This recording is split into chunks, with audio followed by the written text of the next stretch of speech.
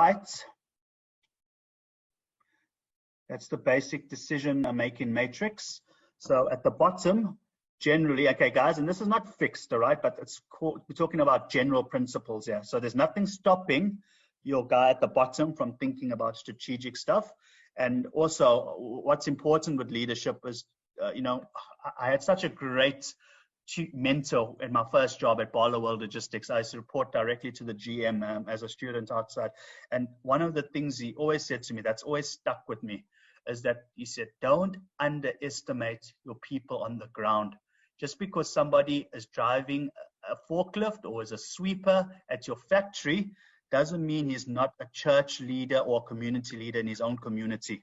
It doesn't mean that he doesn't have anything of value, and doesn't mean just because maybe he didn't have the opportunities that you have had doesn't mean that he doesn't have a solution.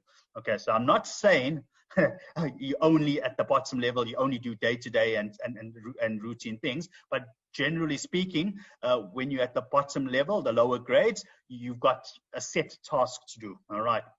When we get to middle management, okay, so generally middle management is the interface between your executive and your bottom level, okay, and they essentially try and translate the vision of the executive down to the bottom level, whereby it makes sense to those people. Because often at the bottom level, it's not the best skilled people sometimes.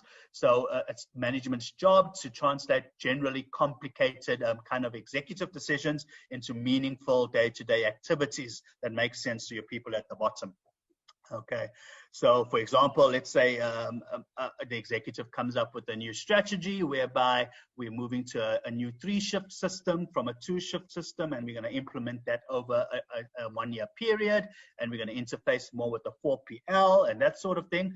Management will say, great, that makes, middle management will say that makes sense. Now, how do we actually translate this into meaningful activities so that the guy at the bottom is just not totally confused, and then the guy at the bottom will get his instruction, and he gets told, okay, at 8 o'clock you do this, at 10 o'clock you do this, at 12 o'clock you do this. If you think there's improvements, come back, you let me know and we'll do it, but for now this is the plan. Okay, and then right at the top, like I say, that's generally where you have your policy decisions, your long-term, complex, non-routine. Should we expand into Africa? Should we take a bet now and hedge on this opportunity of COVID, or should we wait and see it out? It's generally the decisions that don't have clear-cut answers. It's the decisions that have a degree of risk. It's the decisions that you are paid to make, because if it goes wrong, it might be your job on the line. But that's why you pay the big executive salary, the 2 and 3 bar a year. All right, and I understand often I started on the floor, guys. One of the things my boss told me was spend time on the floor. And, the perception on the floor is that executive management is very disconnected about what's happening on the ground. But to a degree, they should be.